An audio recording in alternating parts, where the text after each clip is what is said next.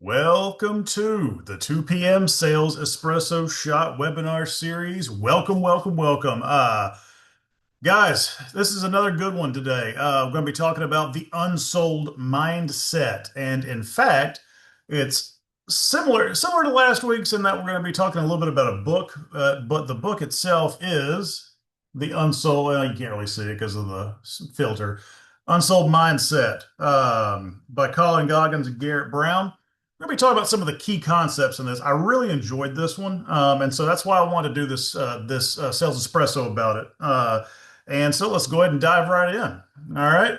For those of y'all that don't know me, there I am. Please connect with me using that QR code, scan it, and join me on LinkedIn or wherever else you feel like. I'd love to hear from you.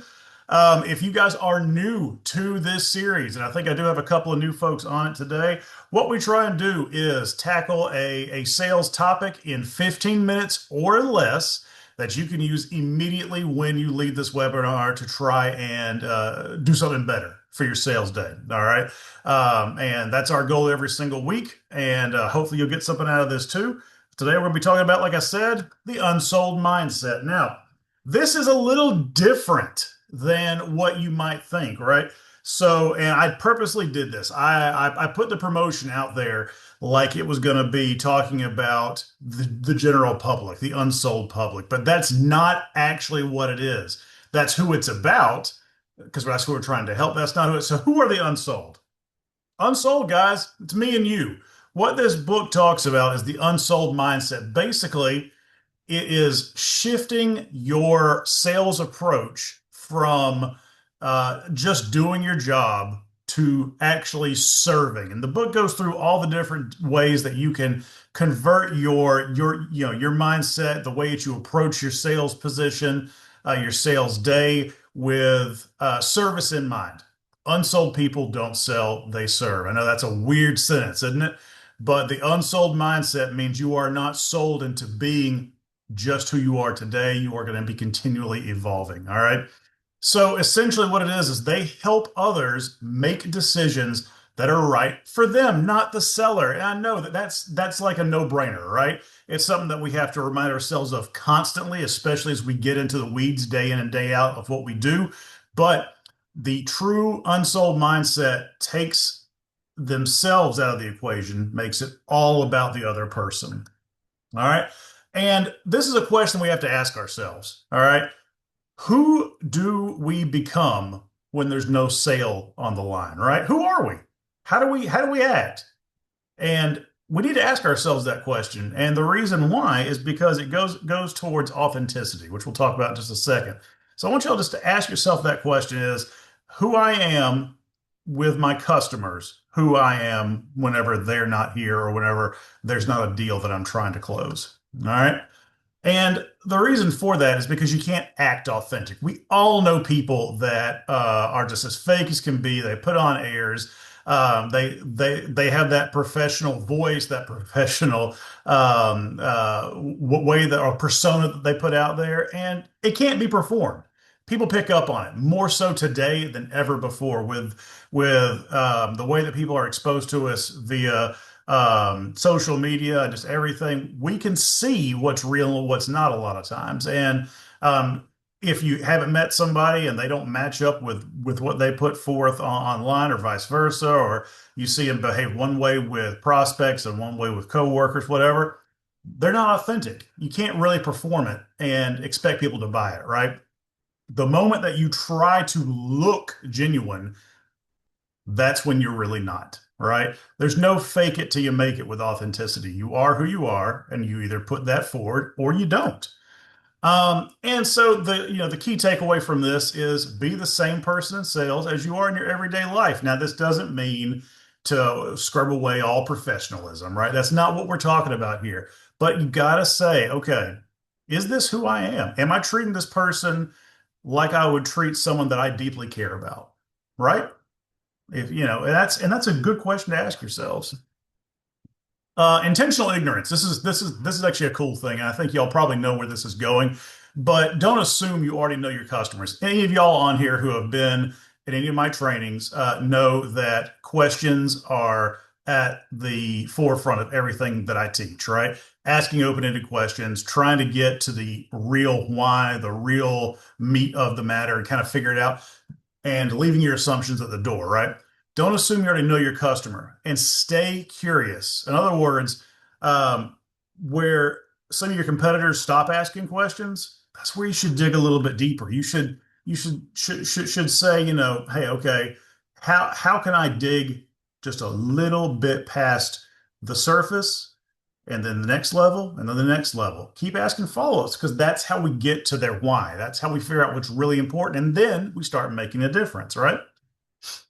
So, growing into an unsold mindset, and this is something that if you're brand new to selling, or even if you are a successful long-term salesperson, growing into an unsold mindset is something that we always have to practice. Even if you do a good job of this already, it's something that doesn't just happen overnight. It is a diminishable skill. So if you're not constantly trying to do it, you will see yourself falling back into patterns and kind of getting into that cruise control, right?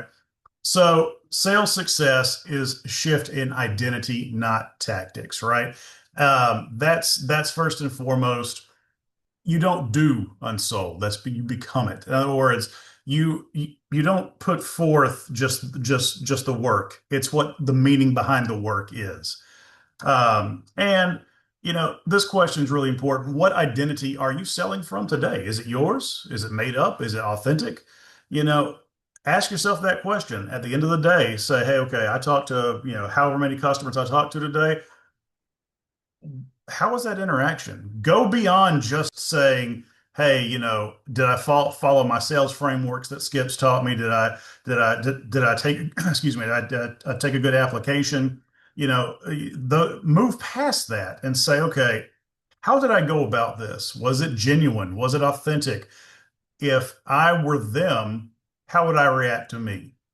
I think that's a really, really interesting concept to think about. All right. Pathological optimism. Now, y'all know I do a talk on positivity, or most of you do. But pathological optimism is something that's really paramount in this book and key to sales, right? It's strategic. It's not being naive. You are purposefully trying to be optimistic for a number of reasons. And a lot of times we are in a longer sales cycle than we have been in the past. Now, whereas in years past, especially to my mortgage real estate folks, it might be 30 to 60 days. As far as finding a home, doing the whole 9 yards, right? Now, guys, inventory's lower, trying to get qualified. That we are looking at a longer sales cycle, and keeping that mindset, that optimistic mindset, it's not only contagious, so it helps our customer feel empowered, but it also empowers us to push through to win that long game. Okay. So how do you maintain the belief that this is a good thing without forcing outcomes? Now, this is something that we don't have a whole lot of time to talk about today, but it really, really is an important question. This is something that I would actually like to maybe make even a mini workshop on, because I like this question a lot. How do you maintain your belief? How do you maintain that momentum without forcing or being pushy, right? That's a tough question to answer. So ask yourself that. See what you can come up with. All right, fall in love, actually. All right, if you don't love your product, your customers feel it. Okay. So this is interesting. If we don't believe in what we are selling, we are never going to sell as effectively as we can and should, right? If we're just peddling mortgages, if we're just, selling here, selling there, doing whatever, and we're not really interested in what we're actually doing, we're not just offering a mortgage, right? We are doing so much more than that. Your customers are going to pick up on that. They're not stupid, they're people. They're going to pick up on it. So we focus on the why. What does doing a mortgage really do for our customers? Not the fact that it's 30 years fixed at 6%. We're not that's great, but what does that really do for your customer? Um, and what impact do you love about doing what you do every day? And how can you put that forward so your customers see it? I know a lot of salespeople feel this, but they have a hard time putting it forward. They have a hard time doing it without it being or feeling kind of corny or cheesy. And that's the real challenge. If we force it, that's when it starts kind of getting that cheese ball feel, right? It's how do we put that forward without and be authentic and do it a little bit along throughout the entire process. That's a challenge. So identify what it is and then say, okay, does every step of my sales process reflect that particular value or change impact that I love about what I do? You know, so take that and run with it. All right, so be a teammate, not just a coach. We've got about 3 minutes left, all right? Oh, no, about 5 minutes left. Good. Oh, we're doing good today. Customers don't want a lecturer. Okay, listen, I'm going to admit it, guys. I'm bad at this. All right. I have always had to stop myself from sharing information overload. Um, Instead of having a conversation, I've always had to work in my 22 plus years in the mortgage business. It's something that I've always had to work on because I get so like you know just jazzed up about it. And if I start talking a bunch, I know that's just going to start getting momentum. It's just going to keep going.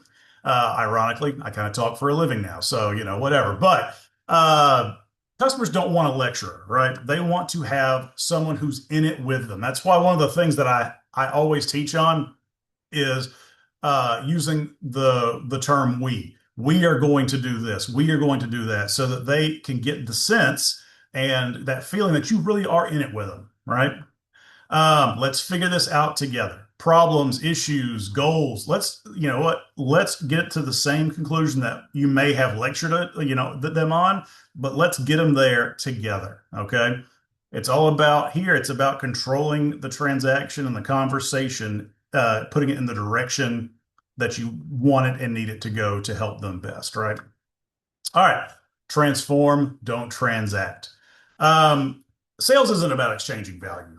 All right. That's not really what this is about. It's about expanding possibility. One of my friends, and he's been a long time sales trainer. His name's Mark Hunter. Check him out if you haven't. But one of his like I guess key quotes is sales is about the art of showing people what they didn't think was possible to achieve, right?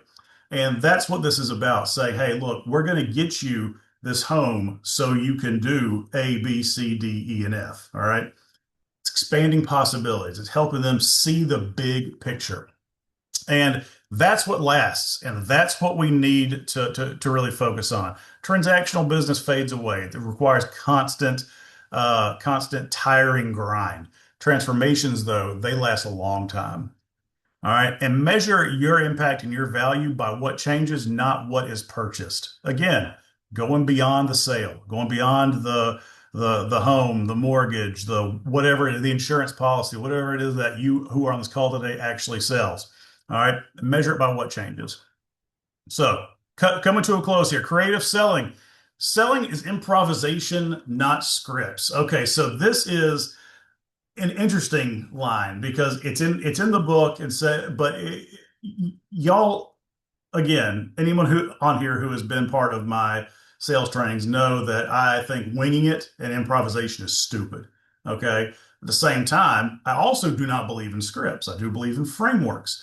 What this is really saying is that you've got to obviously go in with an agenda and an idea of what you're going to talk about, but you can't ask the same canned questions no matter what. You've got to be ready to shift your mindset and turn whenever the conversation goes a particular way, so that way it's a two-way street. There's no way you can predict everything, right? If you're following a script completely, you're just going to read it off. It's like someone who takes an application by starting at the top and going to the end. Who in God's name wants to take part in that? All right. So yeah, while while selling is not really improvisation in the uh, in the book, it really, in other words, means don't script everything. Go with the flow a little bit. All right. Curiosity, imagination beats canned lines any day. No one likes cheesy canned sales lines. All right. Asking questions will always take you further. And next time that you, like I said a minute ago, next time that you talk to a customer, break your pitch down and rebuild it from the customer's point of view so they can see, or excuse me, so you can see what they see, right? In other words, put yourself in their shoes. Use a little empathy. Hey, how would you feel if you had this pitch given to you? I think that's pretty impactful because it's going to tell you a lot. All right. So setting goals on purpose. We have got, it's 2:15. I got to wrap it up quick. Set goals on purpose. Goals are the point, or not the point. Growth is. All right. Um, Checking off boxes doesn't mean anything if it doesn't get you where you want to be. All right. A goal without meaning is a deadline. I love that. It's just a to-do list with no real direction. Um, and what does getting you to your goals do for other people? Obviously, it's going to do things for you, but what does that empower you to do for others? All right. The best part of the movie, right? Wes, right? We don't want to just focus on the goal. It is really the journey. It's the learning, the relationships, the growth. That's where the reward is. And guys, I will also tell you that is where the money is. It's also the repeat business. This is where you get referrals. This is where you maximize revenue. This is where you do the most good.